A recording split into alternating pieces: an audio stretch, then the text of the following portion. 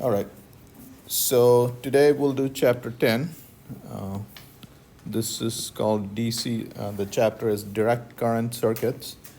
Um, you will learn a couple of concepts in this chapter. That'll be basis for your circuits course as a junior or a senior, whatever. Okay. So, and it's just two equations, and an entire course will be based on that. Okay. So this chapter will do DC direct current circuits, and a couple of chapters from now we'll do AC circuits. Okay. All right. Now, before I do this, let me illustrate a very simple circuit. Okay. So here is a battery. This is a resistor. Okay. V is the voltage of the battery, and Ohm's law tells you what the current in the battery is, in the resistor is. Okay. All right. So the current is voltage divided by the resistance. Okay. And the power delivered to the resistor, that is the energy delivered per second to the resistor, is given by voltage, the voltage of the battery, or the voltage across this resistor, which happens to be the same as the voltage of the battery. We're simplifying things, but voltage times current, or voltage is I times R. We'll put I times R, that makes it I square R. So I square R, or and current is voltage divided by R, so you can put that. Okay. V square by R. All right, so this is a very simple circuit, and now we're going to talk about a few things. What is the battery? The battery is a store of energy. This is your load. The load is performing whatever it is that you need to perform. So if you need to toast bread, that's your toaster. Okay. If you are sawing something, that's an electric motor or whatever. This is the load. Okay. What is the energy? What is the battery doing? It's providing energy. And the rate at which it provides energy, this guy performs its task at that rate. So if this is a bulb, the rate at which you provide energy will determine how bright the bulb will glow. Do you guys understand that? And you see, so if this is a bulb, you are interested in knowing how bright the bulb will glow or how fast your toast will cook. You need to know the current through your load. Okay? So how your load performs, for that you need to know the current through the load. Okay?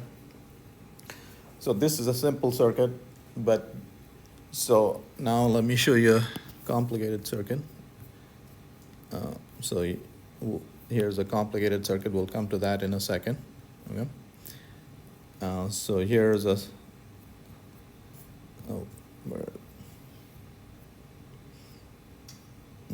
where did that go? Okay, so here's a circuit with multiple sources. Okay. Every time you see a resistor, you can roughly think of it as a load. Okay. And you want to know how bright each of these loads will glow. What that means is you want to know the current through each element in the circuit. Okay. And so that's solving the circuit. Okay. Now, when you have multiple sources, you can't use just Ohm's law to solve for the current. Okay, this was a very simple circuit, and all you needed was this simple equation to find the current through this load. Okay, all right. So for this guy with multiple sources, you just can't use that Ohm's law. Okay, so you need to develop techniques to solve this circuit. Okay. Again, what does solving the circuit mean? What does solving a circuit mean? Figuring out the current at every Very good, Brock. Very good. Okay. That's what you want to know. Why do you want to know what's the current through each element? You want to figure out the load and how much energy is being provided to Each element of the load. So how hard is it working? Okay, how fast is it cooking? Okay, so that's what you want to know. Okay, and this entire chapter and an entire course will be based on these two equations. And these are the Kirchhoff's rules. Okay. All right, so I'm going to just tell you the Kirchhoff's rules, and then we'll go cover the rest of the chapters. We'll start off with the punchline. Okay. So so we are interested in, let's say, in solving a circuit like this, which has multiple sources and so on. Okay. Now let's do some terminology. This is called an arm of the circuit. Okay, this guy. This is an arm of a circuit. This is an arm of the circuit. Where more than two arms meet, that's called a node. Okay? And you saw that in the topology lecture as well, edges and nodes. Okay, so edges are called arms, and when more than two edges meet, that's a node. Okay? So the first law says the following. Okay? And by the way, so in each arm, the same current flows through all elements. So you see how many elements are there in this circuit? This is an internal resistance of the battery, and that's the battery, and that's a load, an external resistance. Okay, so the same current flows through each arm. The same current flows through this arm, the same current flows through this arm. So what's your goal? Well, right now you don't know I1, I2, and I3. And solving the circuit means solving for these three unknowns. Okay. From your math classes, how many equations do you need to solve three unknowns? 3 equations. Okay. So you need some kind of physics rule to give you those 3 equations to be able to solve the unknowns, solve for the unknowns. Okay. Does that make sense? So the first rule is this simple rule. Okay. All right, what it says is you can go to any node, and what the rule is saying is the current flowing into the node is equal to the current flowing out of the node. And that makes sense. I mean, you can't create or destroy charges. You can't create or destroy current. So whatever flows in has to flow out. So if you apply that rule to this node, what are the currents flowing in? I1 and I2. And what is flowing out? I3. Okay. So the first rule, the current rule says I1 plus I2 should equal I3. Okay. So that's your first physics principle. Okay. So we have 1 equation. And generally, if you can apply to independent nodes, if you apply the same equation to this node, you'll get the same equation. If you apply it to that node, what is flowing in? I3 is flowing in, and I1 and I2 are flowing out. So it'll give you the same equation. Okay. All right. Well, so you would have to apply it to an independent node to get another equation. So now we need 2 more equations. Okay. Now here's the deal. So current flows from a higher voltage to a lower voltage. Okay. So since current is flowing, this point must be at a higher voltage, assuming this is right. If in the actual circuit the current is flowing in the opposite direction, it'll turn out that that point is higher voltage. But assuming this is right, this is at a higher voltage. So as you're going down, the voltage is getting lower, lower, lower, lower. And then again, the current is flowing this way. When you come back to the same point, the voltage at a given point is the same. So what the second law says is the change in voltage across each element the sum of the change in voltage across all elements around a closed loop must add up to 0. Okay.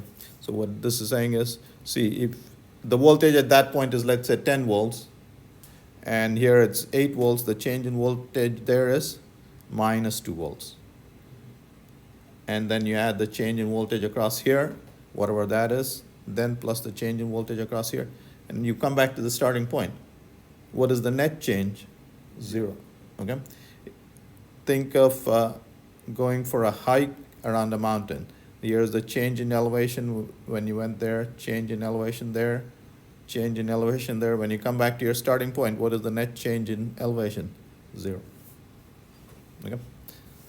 So that's Kirchhoff's voltage rule. Okay. So what is the voltage rule? Around a closed loop, the change in voltage across all elements add up to 0. Okay. So how many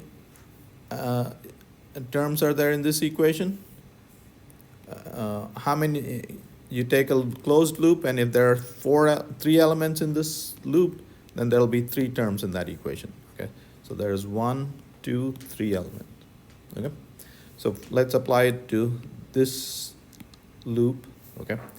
So for this loop, okay. So again, right now we will right now we don't want to. We'll ignore this. We'll take this as the terminal voltage. The change in voltage is you're going from high to low voltage, so it's negative E2. Negative E2. E2 is the EMF of the battery. Okay, and then current flows from high to low voltage. So when you go across this, when you're going with the current, the voltage across this will be I2 R2, except that it's minus I2 R2. Okay, because you went from high to low voltage and the change in voltage was negative. And then again, you're going from with the current I3 to R3, I3 R3 minus I3 R3. That's 0. You come back to your starting point. Okay. So there's equation 2. How many equations do you need? 3. So where are you going to get the third equation from?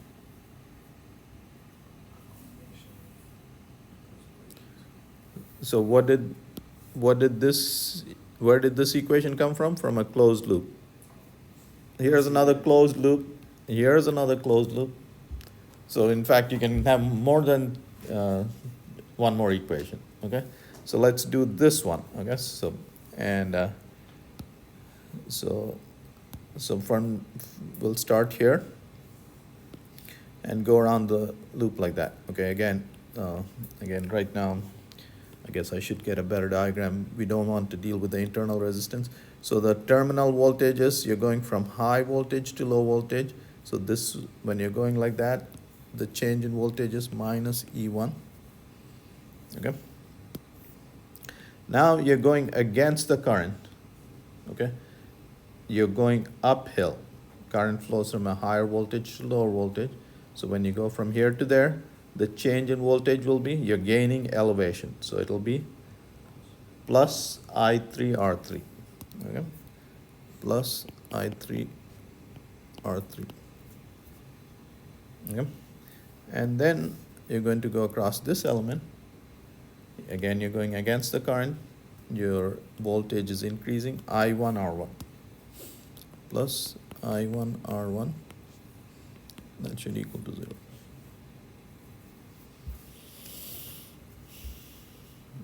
Okay, so what are the 2 Kirchhoff's rules? They are the current rule. They tell you that the current flowing into a junction is equal to the current flowing out of the junction. And the change in voltages across a closed loop, the sum of the change in voltage across closed loop should add up to 0. Okay. Those are the 2 simple rules, and they'll give you enough equations to solve the circuit. And again, what does solving a circuit mean? Figuring out the voltages at every. The currents through every load. Okay. Okay. Through all elements. Okay. And that's what this chapter is based on. You just learned this chapter. That's it. In fact, an entire course will be based on those 2 things. Okay. the current rule and the voltage rule. Okay? All right, any questions before we get into the slides? All right. So again, direct current circuits, so the current is flowing in one direction, okay?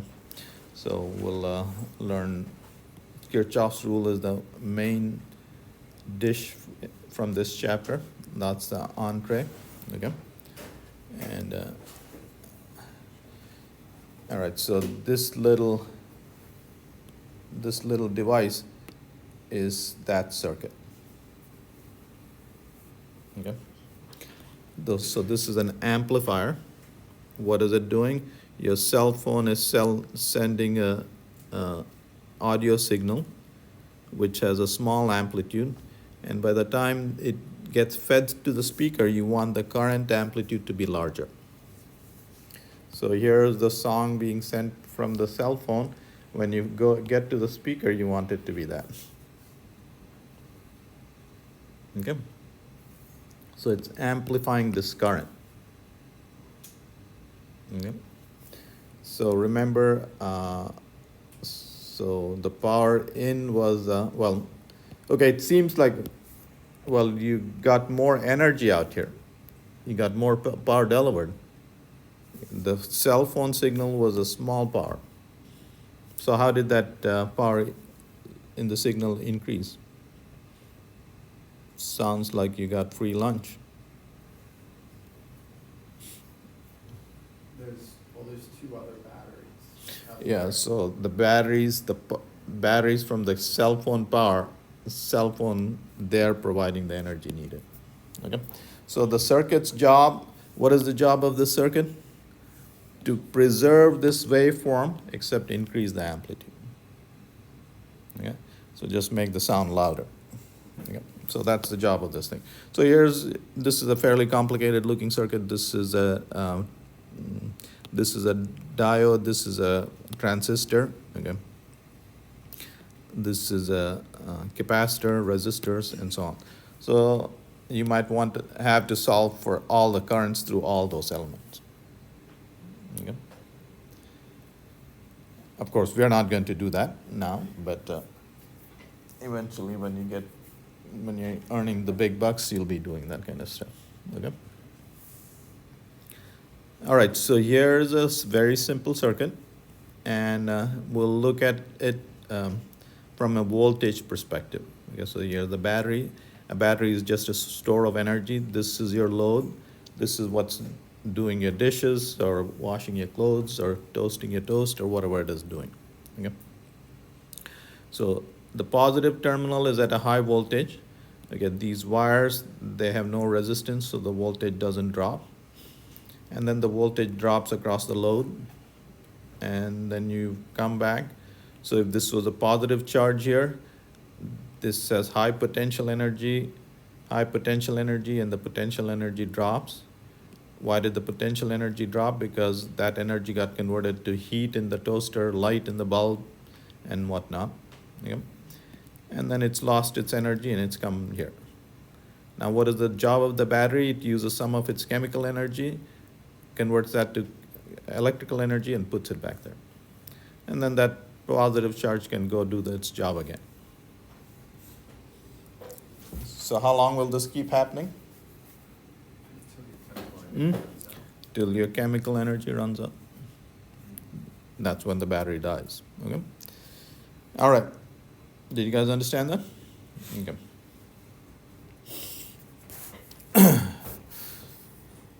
All right, what this diagram is showing you, so here's a battery. Now, all batteries have internal resistance. Okay, so the notation for internal resistance is little r. Okay. So now, when you connect this battery, the current is flowing, and this current, okay, this guy, the script E is called the EMF of the battery.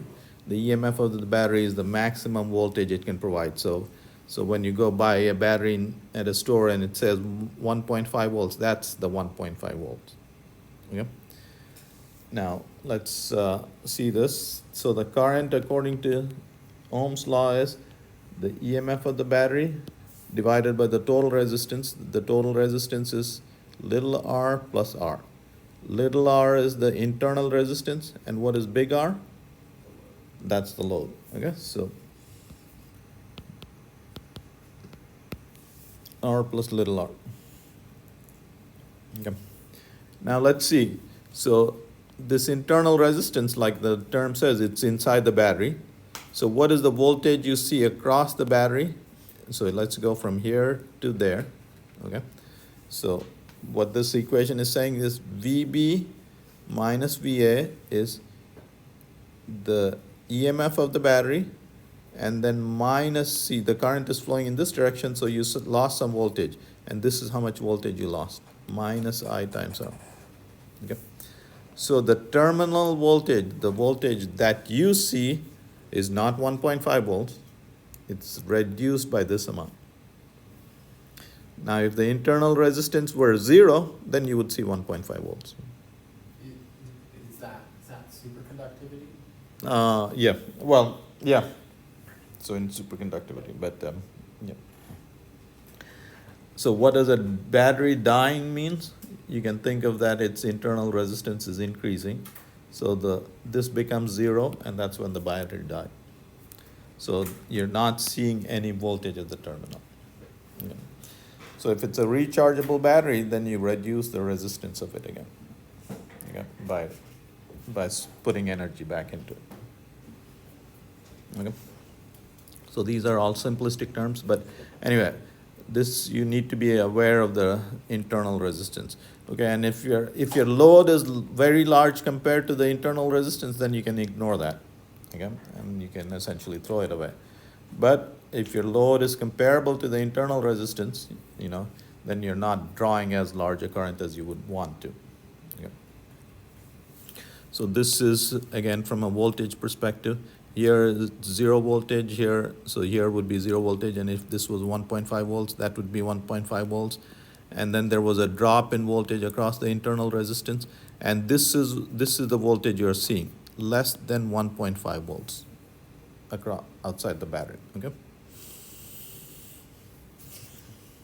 All right. So that is the terminal voltage. Okay. And what this is showing you is, okay, so the current in the circuit is the EMF of the battery divided by load plus internal resistance. Okay. The power delivered by the battery is the current flowing out of the battery times the EMF of the battery. Okay.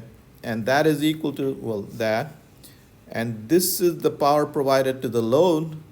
This is the power dissipated in the internal resistance. So that's wasted energy. Okay? That was the energy dissipated in the battery, and that's the battery heating up. Okay? But you didn't pay your money for that, you paid money for this, and you paid money for this, and this is all you got. Okay. All right.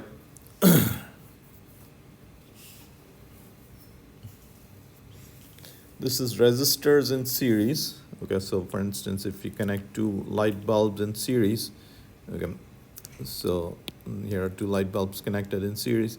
Now, when you connect them in series, the current through them is the same, and the equivalent resistance is just the sum of all the resistors if they're connected in series. Okay, so if you have a bunch of resistors and you want a larger resistance, you just connect them in series. Okay, so when you connect them in series, you get a larger resistance. Okay. By the way, this is how Christmas lights are connected. Those strings of light, they're connected in series. Now, back in the old days, when one of the bulb went bad, what's that? No, the whole string didn't work. If this circuit breaks, then now there's not a continuous path for the current to go through. So how did they fix that? They converted it to AC? No, if you break a path, whether it's AC or DC current, it won't work. Hmm? Add a wire coming off the main wire to each light, so therefore if one broke, then it would still have power to the rest. Well, then it would go around the bulb if you had the wire. Never light up anything.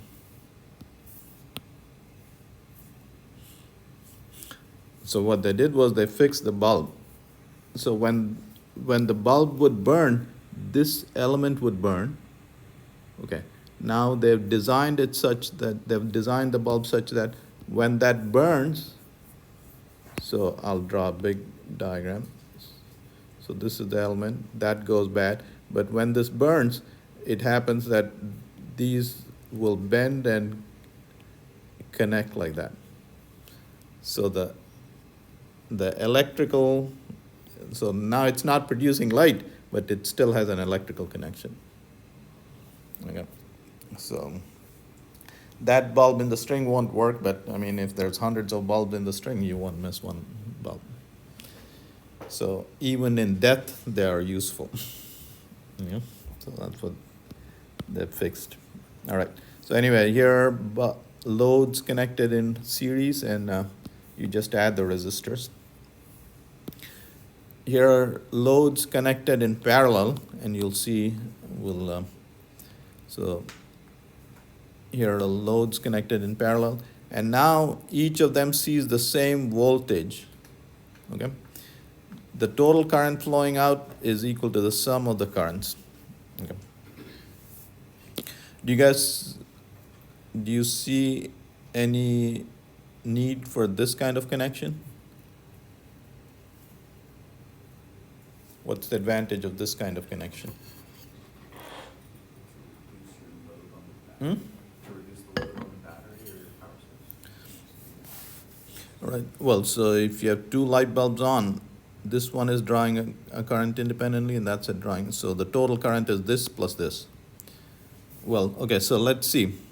Let me ask you this. If this bulb went bad, will this still work? Yes, because it's got a connection and it'll work. This is how you have all connections in your house. If your TV goes bad, your fridge is still working. Okay? If your washing machine is not working, other things are working. In fact, this is how if this is the electric company, this is all houses are connected. If this house burns down, that house still has electricity. Okay? Did you guys understand that? So, so your household connection, here's the live wire, everything is connected in parallel. If something goes wrong here, if this device is not working, you can still have other devices working. Okay. All right, so when you connect loads in parallel, okay, they're seeing the same voltage and the other advantages. So now you can devise all devices to work on 120 volts because you plug them in, they'll all see the same voltage. Okay. Now the effective resistance, the equivalent resistance is inverse sum of the resistors, and the equivalent resistance is smaller than any one of them. Okay, so this is smaller than the smallest resistor. Okay, so that's how you add resistors in parallel. Okay. All right. Now here's so if you independently solve it, I will buy you a soda for this one. So what this problem is saying is, so we'll simplify it. Imagine each of these resistors is a 1 ohm resistor. And you have an infinite ladder. So what is my rough book? Okay.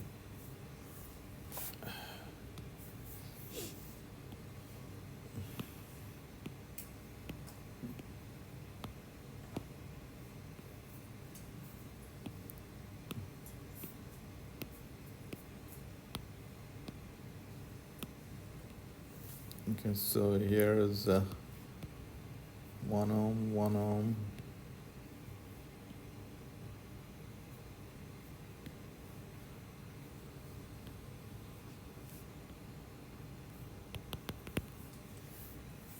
So let's say this is equal to R.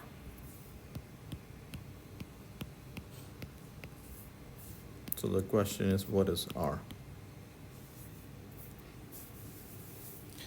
Okay, you see that this is, if it was just these three elements, this would be, these are in series, so it would be R would be equal to 3 ohms. But this guy gets messed up by a parallel combination. So this makes it smaller than 1. So R is between 3 and 2. Okay, ohms. So the question is, what is the value of R? Yeah. It's kind of an interesting problem. So try and go figure it out. Again, do it at home now. Okay. All right, so coming back to the main theme of the main point of this chapter. Okay, so we will be interested in solving circuits which have multiple sources and many loads. Okay, our goal will be to find the current through each load. Okay, and that you can think of that as solving the circuit. And to be able to solve complicated circuits like this, you need two rules. Mr. Kirchhoff gave us these two rules to help us solve them. And again, here's a node, here's an arm of the circuit. So edges are arms, and when more than two edges meet, those are called nodes. And the first rule says the current flowing into a node is equal to the current flowing out of the node.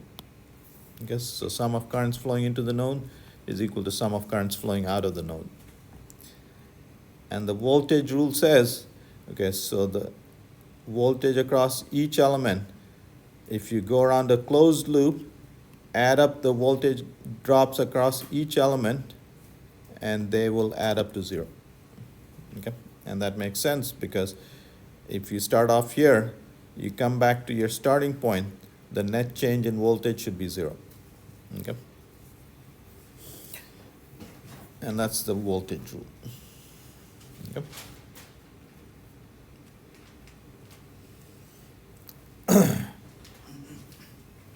All right, so what this is showing is, again, let's say across a resistor, the current is flowing like that, and if you go in the direction of the current, you're going from high to low voltage, so the change in voltage across that, so if you're going with the current high to low voltage, the change in voltage would be minus I to R2.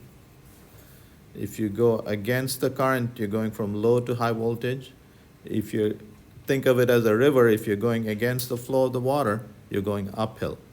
Change in elevation would be positive. If you're going with the flow of the water is flowing downhill, change in elevation will be negative.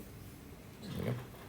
So when you're going with the flow of the current, the change in voltage across that element is minus IR. When you're going against the current, when you're going direction of travel against the current, change in voltage is plus IR. Okay?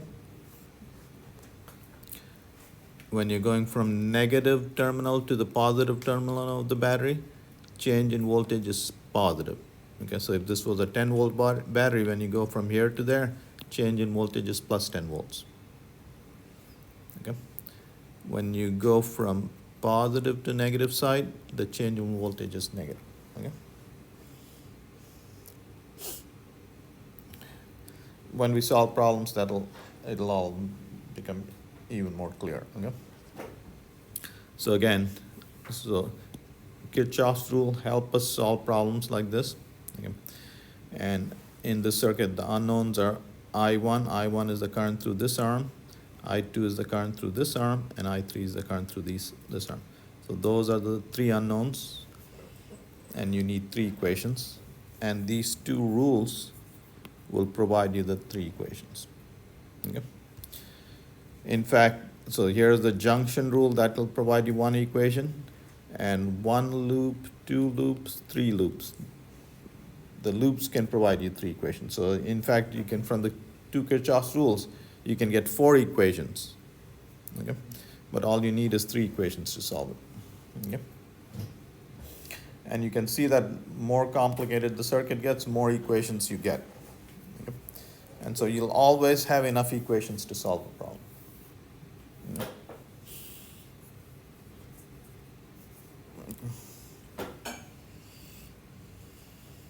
So to solve a circuit problem, the number of equations one needs is equal to the number of unknown quantities. Okay?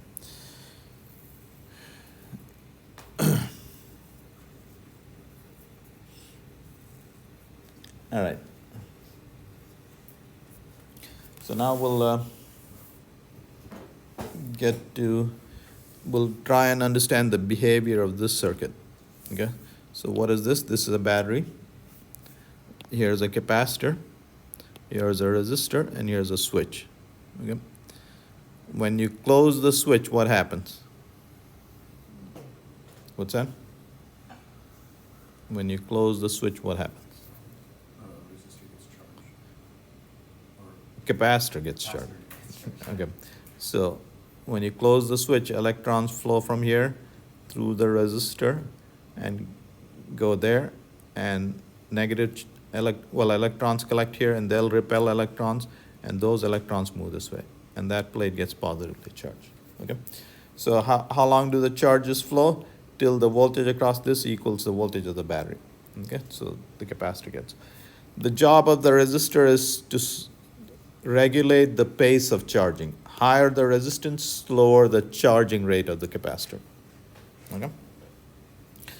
And so, in fact, this tau is the time constant for the circuit, and it's equal to RC.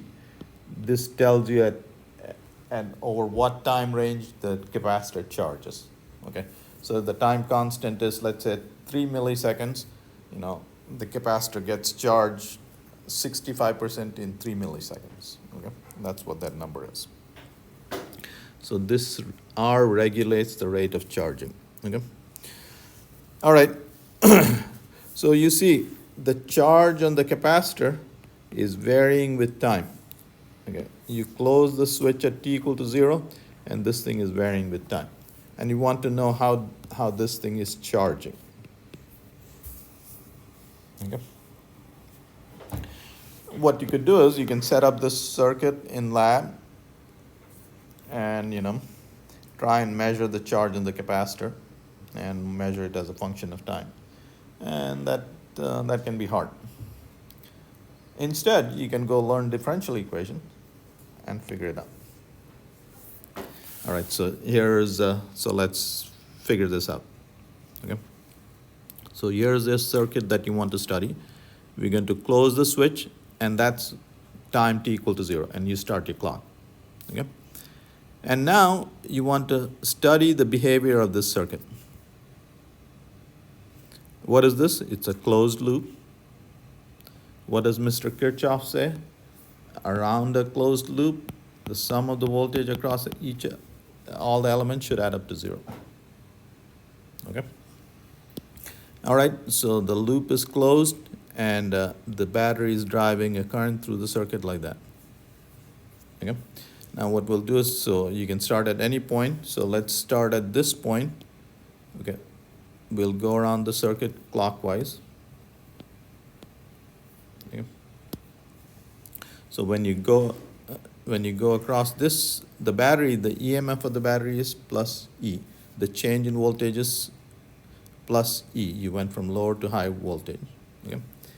Then across the capacitor, this end is positive and that end is negative. So the voltage across, when you go across, the change in voltage is negative. So that's minus Q over C. And again, remember, Q is a function of time. And then when you're going across the resistor, the current is flowing this way. So you're going from high to low voltage, it's minus IR. Okay.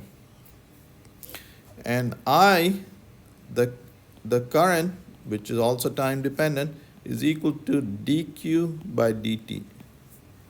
Okay, so the current, it is the rate at which at which the capacitor is charging. It's related to the rate at which the capacitor is charging. In fact, it's equal to that. Okay, the rate at which the capacitor is charging is the current flowing through the circuit. Okay. All right, so let's put that I is dq by dt. I'll put that there. Oh, okay, let me do it here. So E, the voltage of the battery remains constant, QT over C minus dq by dt times R equal to 0. So let's pause here and make sure we all understand this. Okay, what have we done? Okay, so what we did was, this was the physical principle we used. We had a circuit which had a closed loop, and what does Mr. Kirchhoff say? That the sum of the voltages across all elements should add up to 0. We used that equation and got this differential equation. What does this differential equation do? It describes the behavior of this guy. Okay, so using this physical principle, so here was you used a physical principle and you got a mathematical model for the system, which happened to be a differential equation. And from that mathematical model, you deduce the behavior of the system. What is the behavior? That's the solution to the differential equation. Okay? So that in a nutshell is what you do in a lot of engineering stuff, right? You use a physical principle to derive a mathematical model, then solve the mathematical model, which is generally a differential equation, and the solution is giving you the behavior of the system. Okay? All right, so here's the differential equation, and this is easy to solve. You guys have all had differential equation. Yeah? That turn you, have you had, who hasn't had? Okay. Nobody has taken DE? All right. I mean, we did like 1 or 2 in Calc 1. Mhm. Those were. I think I would say right, yeah.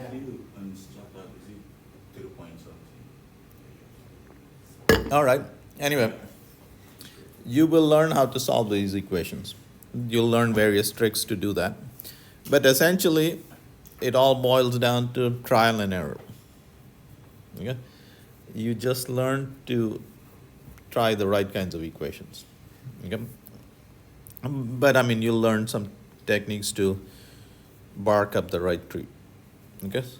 So here's a solution that somebody pulled out of their hats. Okay? Again, here was your system. You came up with a mathematical model, and the solution to this differential equation is that.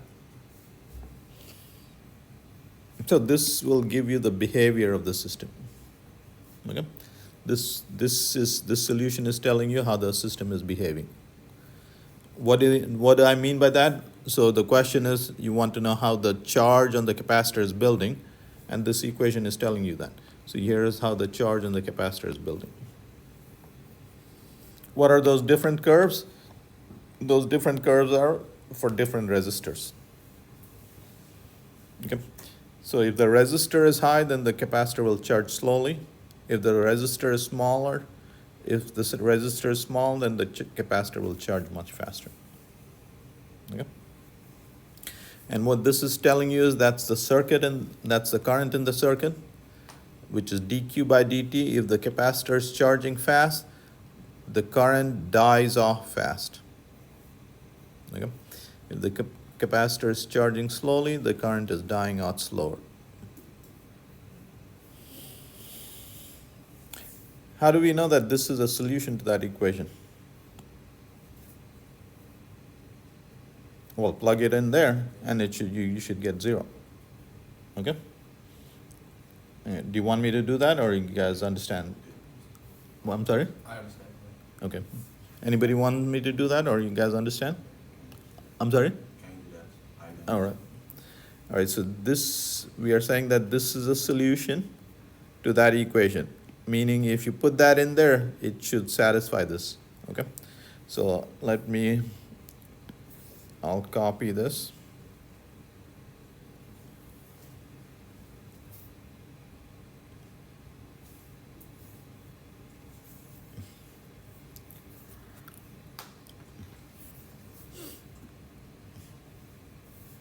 So to this differential equation, what we are saying is the solution is QT is EC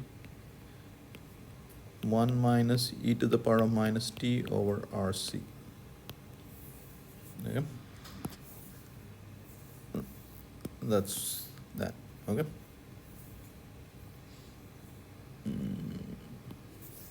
All right, so we'll plug this in there. We need this, so let's take dq by dt, okay? So dq by dt is, this is a constant, the derivative of that will be 0. From here, so it's d by dt of minus ec e to the power of minus t over rc. So the derivative of that will be minus ec minus 1 over rc e to the power of minus t, right? Okay, so the c cancels, it's e over r e to the power of minus t over rc. Okay. Now we have this term. So now let's plug all of these in. So I'm going to, so e, the first term is e minus 1 over c times qt, which was which was qt is ec 1 minus e to the power, and then this is minus r times dq by dt is there, okay? E over r, e to the power minus t over rc. And let's see what this is equal to. E, this, the c cancels, the r cancels.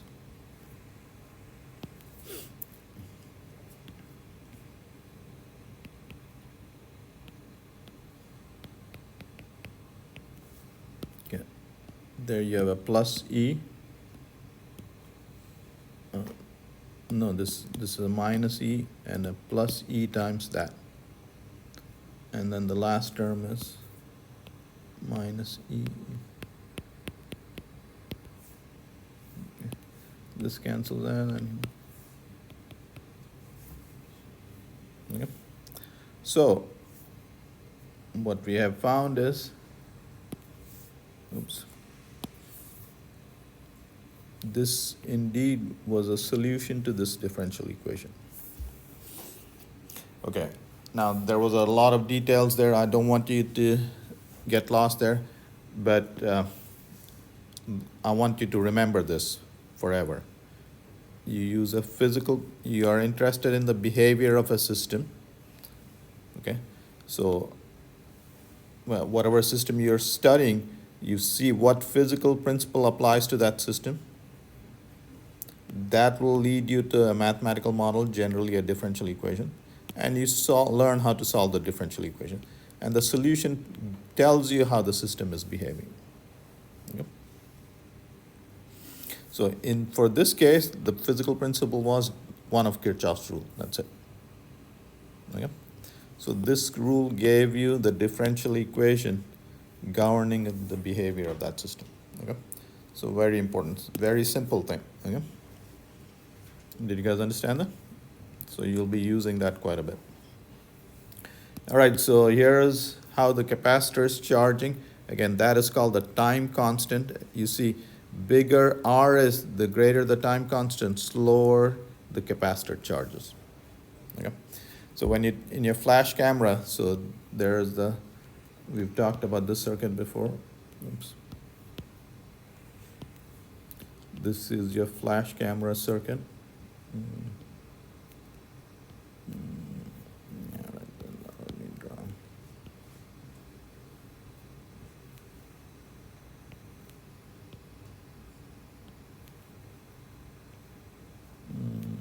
I'll put a switch right here.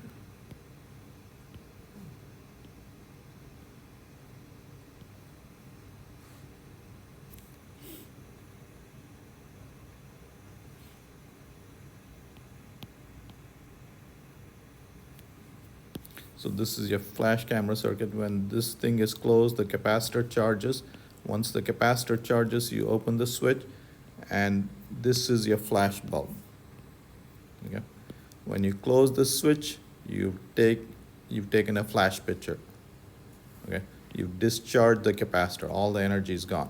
And then this switch opens, and this switch closes, and the capacitor starts charging again. And when the capacitor is charging, that's when you have that amber light blinking on your camera, telling you to wait before you can take another flash picture. Once that green light goes green, that means the capacitor is fully charged. Now you can take another flash picture. Okay? So this resistor controls how fast the capacitor charges. And this resistor controls how fast it discharges. Okay?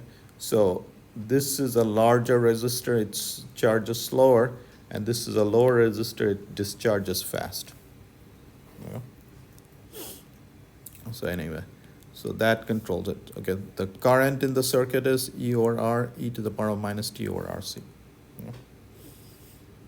Okay? So the time constant is RC, and that's an important characteristic of the circuit. Okay. So after, what this tells you is after one time constant, 65% of the capacitor is charged. And after a second time constant, the remaining 65% is charged, and so on. Okay.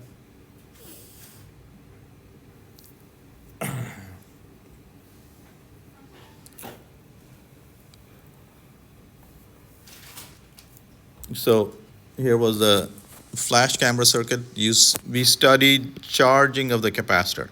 Once you charge the capacitor, you got to do something with that energy, because capacitors don't store that energy forever. That energy would leak away. Okay, so you discharge it through whatever it is you're trying to do. In your camera, that's the flash bulb. In a defibrillator, you're jump starting a heart. In a pacemaker, that is giving you a regular heartbeat. Okay? So now you want to discharge the capacitor, so we'll look at this part of the circuit. Okay? So you've charged the capacitor, and now we will discharge it through either your flash bulb or your heart or whatever it is that you're trying to do with that energy. Okay? Again, here's a closed loop. Whenever you have a closed loop, what physical principle will you use? Kirchhoff's loop rule. And that physical principle will give you a mathematical model. It'll give you a differential equation for the behavior of this system. Okay? And the solution to the differential equation is the behavior of that system. Okay? All right, so let's start here. Okay, so we will start here and go around like that. Q, so you're going from high to low voltage, so minus Q over C. Okay? And then plus, you're going against the current, so plus IR equal to 0. Now, the capacitor is discharging, so the current, if the current is positive, what is happening to Q? It's decreasing. So I, in this case, IT is minus dQ by dt.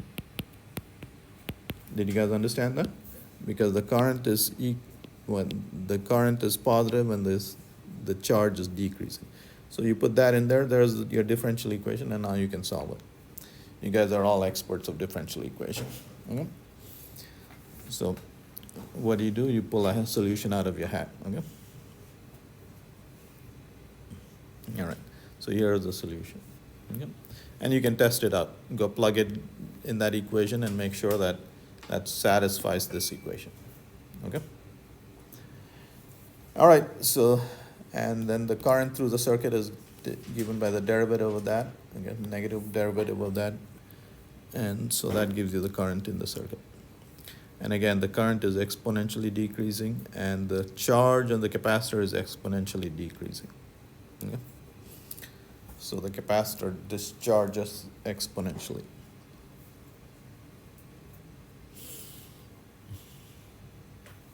You guys understand that? All right, so that's all the concepts from this chapter. Okay, so let me review it because, okay. So we wanted to learn how to solve circuits like this. Multiple sources, multiple arms, and stuff like that. To solve circuits like this, you had these two Kirchhoff's rules. Okay? So that was the main thing. And then we studied the secondary thing. We studied what is called an RC circuit because we use them a lot. Okay? We use them in your flash camera, pacemakers, this, that, and the other. Okay? So we studied this. We studied this using the new weapon that we acquired, Kirchhoff's rule, one of Kirchhoff's rule. Okay? We had this weapon, and so we applied it to this. Okay? We came up with a mathematical model for this circuit, which was this differential equation. Okay? And the solution of that differential equation told us how the circuit behaved. So that's what we studied. Okay? So two simple things. It took us an hour. Okay? Here is a pacemaker. Okay? What is a pacemaker? Okay, now the heart, healthy heart has its own electrical circuit. Okay, it'll send an electrical signal here, and that chamber will compress, and then it'll send an electrical signal here when it wants this chamber to contract. Okay?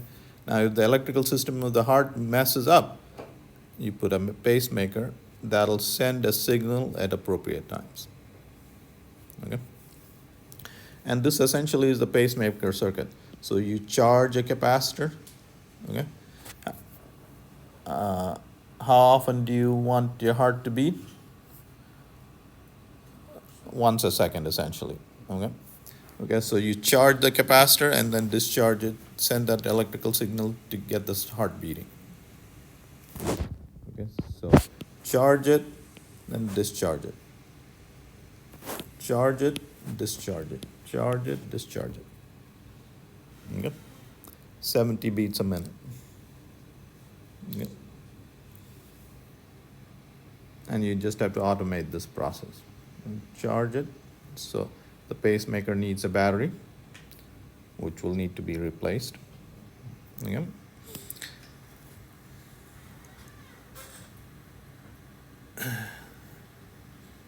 All right. So let's say I have a pacemaker. My heart is beating 70 beats a minute. And let's say I go for a run. If my heart beats 70 beats a minute, will I be able to run? No.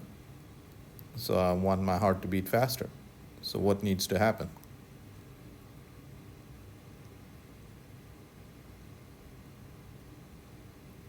Okay, I need to charge this capacitor faster. I need to reduce the value of this resistor. Okay, so somehow the pacemaker has to figure out through some bodily function that you're running and reduce this resistor. You don't want to reduce the resistor when I'm just sitting down there. I don't want 100 heartbeat per minute when I'm sitting. Okay, so there are adjustable pacemakers that'll change their rates. Okay? So anyway, that's how it works. Okay, so this is called a dual chamber pacemaker. Okay, so the circuit is slightly changed. Okay, so here's the switch open and the capacitor's charging. Okay, with the switch open, and once the capacitor charges, you close the switch, and this is your heart. The capacitor discharges through the heart. Okay, it sends a current through the heart, which sets it to beat, which starts the beat. Okay, and then once it's discharged, then the switch opens again and the capacitor charges again. Okay.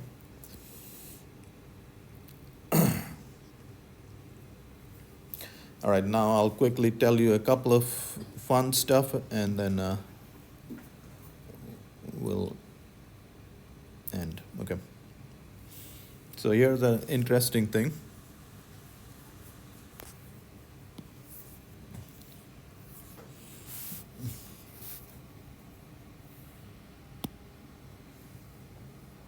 Okay, this is an electric eel. Okay, and it can produce 700 to 800 volts. Okay, so let's say this is seawater. Here's an eel, and here's a fish. And don't be laughing at my fish. She's sitting in the front row too.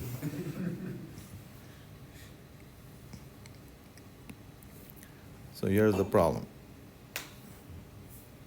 You sent a current through the fish, and the fish died. That's your meal. Well, the same current flowed through the eel. How come the eel didn't die?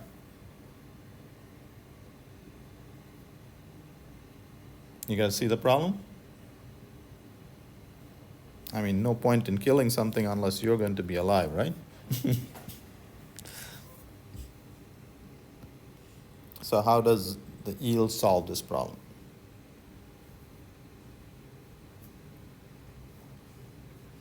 And you guys do understand the problem, right? It's very simple. Well, so would we parallel resistors? So, okay, so this current is about 1 amp, okay? So the way the eel solves this problem is, when it comes to the eel, the current is broken up into, let's say, 100 branches. It's 150 branches, but so now through each branch, the current flowing is 1/150th of an amp. And that doesn't kill each branch. Okay? Did you guys understand that? So the eel, so now let's blow up the eel. So here's the eel. So essentially, it has a bunch of batteries. These are cells which are acting like batteries. Okay, so, and it's got 150 rows of them. Each one is sending 1/50th of an amp, and they all come out and become 1 amp.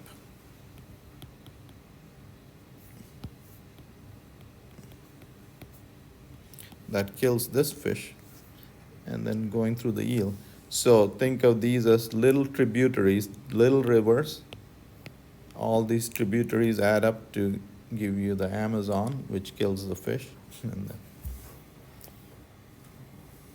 did you guys understand that? Okay. All right, so this diagram shows you those are, okay, the batteries in the eel are electroplaques, each with an EMF of 0.15 volts. So each of these is a cell, a specialized cell with a voltage of 150 millivolts. In a normal cell, the voltage is 70 millivolts. So in this specialized cell, this voltage is 150 millivolts. Okay, more than twice. So those are the specialized cells.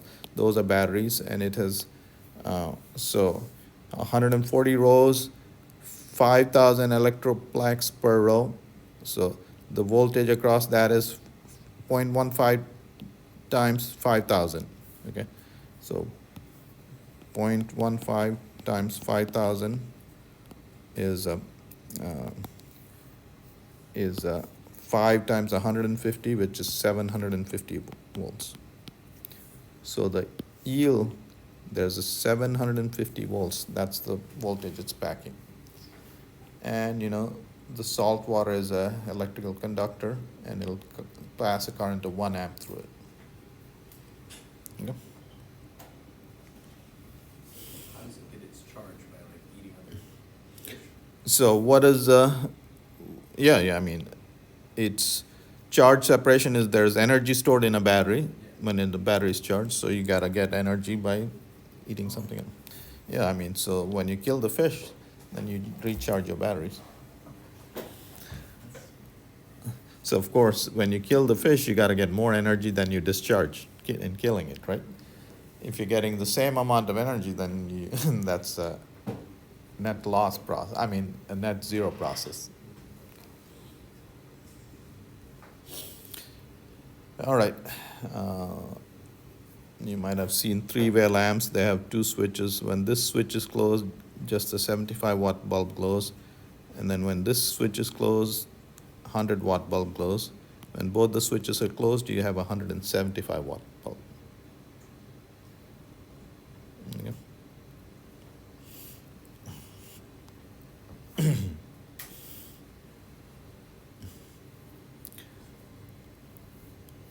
So,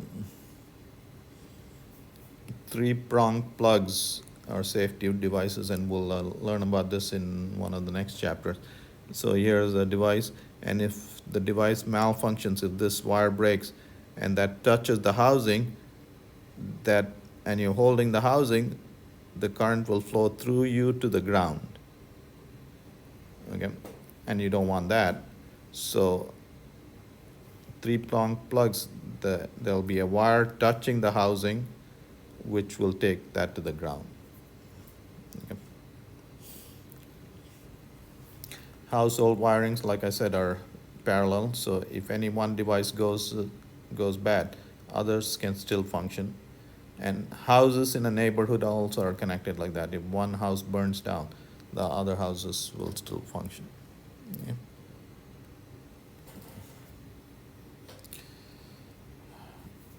Circuit breakers.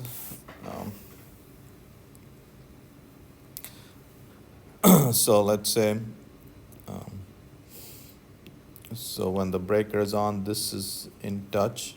Okay, so here's a current flowing through a device. Okay, let's say you have a surge. Okay, your TV functions at, let's say, 5 amps. And there's a surge and 10 amps flow. And you don't want 10 amps flowing through your TV because it'll burn up that expensive equipment. So what happens is, if more than the rated current flows, this is a bimetallic strip, and as the current flows through it, it heats up, and this stretches more than this guy, and the strip will bend and it'll fall in here. If this thing falls in, the electrical contact is lost, and it'll cut off current through that element. Okay, and all that happens very fast. And then you can reset this. Okay. All right. I have a few slides on how your neurons work if you want to hear about it. Do you want to hear about this? Okay, so neurons pass electrical signals. You have 90 billion neurons in your brains. Okay. So essentially, you're the best supercomputer out there. Okay. And each neuron is connected to has 10,000 connections roughly. Okay. All right. So what we're interested in is how electrical impulses are conducted through a neuron. Okay. So anyway, there are sensory neurons that bring information from your senses. So and your optic nerve brings light signal, and your muscles and all bring the sense of touch and all that. Okay, so here are sensory neurons. This is just going through the spine, whatever automatic processing, and then these are motor neurons. Interneurons connect these guys. Okay. All right. Here's how a nerve impulse looks like. Okay, so here's a neuron. So this is the nucleus and the cell body. This is the axon. So that's the wire. Okay, and this can be as long as 1 meter in length. Okay, so that big. Mm. These are insulators. So these things save you energy. Okay, so these are myelin sheath, and when people have MS, multiple sclerosis or something like that, these sheaths get compromised, and so they use a lot more energy. All right, so we'll see. So this nerve impulse is what travels down this axon. Okay, and that's what we want to understand. How is this nerve impulse generated and it travels down? Okay, so now this is the axon, this is that guy. Okay, now let's look at his structure. Okay, so what they measured here is uh, uh, current injecting probe. Okay, see, here's the voltage probe. So this is the voltage. When there's no impulse traveling, the inside of the axon is at minus 70 volts. So when there's no impulse, then this is minus 70 millivolts, and that's the potential throughout the axon. Okay, so now let's see how to generate a nerve impulse. So you go ahead and pinch yourself. You've generated there. You're not pinching yourself hard enough, Brock. You didn't yell. All right. So let's see how you generate a nerve impulse. Okay. All right, so here's the inside of an axon. This is the outside. Outside is essentially seawater, sodium chloride. So you have sodium and chlorine ions. Inside you have potassium ions and large negative ions.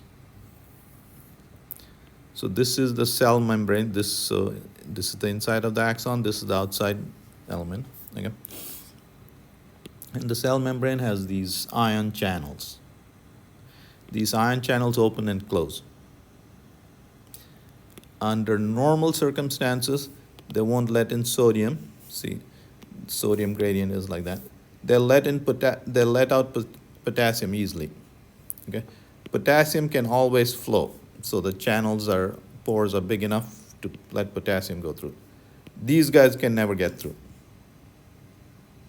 Okay. Now the deal is the following. If there's a concentration gradient, then randomly some of these potassiums will go out. All right, as the potassium goes out, this becomes positive. This inside becomes negative. Okay? And that is the 70 millivolts that you see. Okay? So enough potassium go out where the potential of inside the negative 70 millivolt is built up. So why did the potassium flow out? Because there was higher concentration and they started flowing out. At 70 millivolts, they stopped. Why did they stop? The concentration is still higher. Why would it stop? Well, the reason it stops is because you have positive potassium ions here. Okay, the concentration gradient forces them out, but now there's an electric field opposing their coming out. Okay, so that's how you maintain equilibrium. Did you guys understand that? All right. So that is the resting state. The resting state is minus 70 millivolts inside. Okay, so that's what that is here. Minus 70 millivolts inside. Okay. All right, and if you do nothing, your nerve will just be like that, okay? It won't, it's just waiting to sense something. So when you sense something, here's what happens. You mess with this channel. So when you pinch yourself or you eat something hot or something like that, what happens is this channel opens up. This channel opens up and lets sodium in. All right, so when sodium goes in, now initially this was negative, right? When sodium goes in, this becomes zero potential.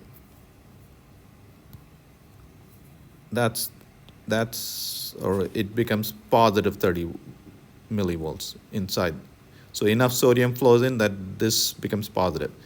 And now once it's become positive inside, now the potassium there's nothing stopping the potassium from going out. So they start going out and it goes back to 70 millivolts. Okay, so there's the nerve impulse. Okay, so when you pinch yourself, you opened up this, sodium moves in, you get a peak voltage, and then potassium goes out. All this happens within 2 milliseconds, 2 to 3 milliseconds. Okay, so there's the nerve impulse.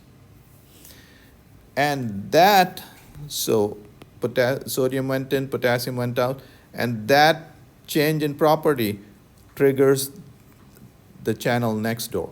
That triggers the channel next door, and so the nerve impulse travels. Okay. So that's how that nerve impulse travels down the axon. Okay.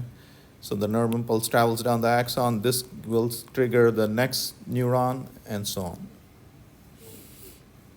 Okay. Now the interesting part is the following. Okay. So here is a nerve impulse traveling. So let's say you pinch yourself harder, it hurts more. Okay. The nerve impulse is the same every time. So how do you tell when it hurts you harder? I'm sorry? When you eat, how do you tell the difference between thigh hot and thigh medium? Each nerve impulse generated is identical.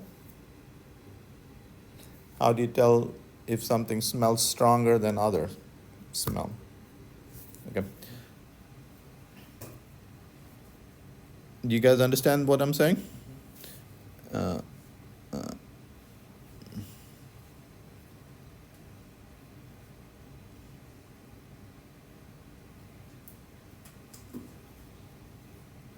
So nerve signals travel along the axons at a speed of 100 meters per second. Strength of signal is conveyed by the number of pulses transmitted.